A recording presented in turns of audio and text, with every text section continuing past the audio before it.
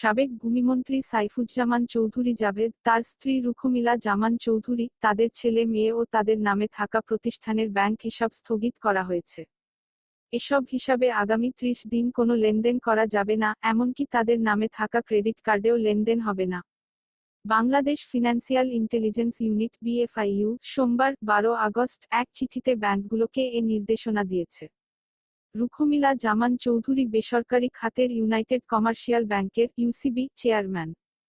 সাইফুজ্জামান চৌধুরী জাভেদ ২০১৮ থেকে ২০২৩ সাল পর্যন্ত আওয়ামী লীগ সরকারের ভূমিমন্ত্রী হিসেবে দায়িত্ব পালন করেন।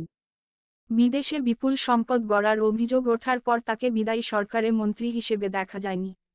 সরকারের পতনের পর ইউনাইটেড কমার্শিয়াল ব্যাংককে সাবেক মন্ত্রী ও তার পরিবারের নিয়ন্ত্রণমুক্ত করার দাবিতে আন্দোলন শুরু করেছেন ব্যাংকের ১.৫ শতাধিক শেয়ারধারী। গত বৃহস্পতিবার ৮ আগস্ট গুলশানে ইউসিবির প্রধান কার্যালয়ের সামনে অবস্থান নিয়ে তারা এ দাবি জানান। এ সময় তারা বিভিন্ন ফেস্টুন প্রদর্শন করে সাবেক ভূমিমন্ত্রীর বিদেশে অর্থ পাচার ও ব্যাংকটির নানা অনিয়ম নিয়ে অভিযোগ উত্থাপন করেন।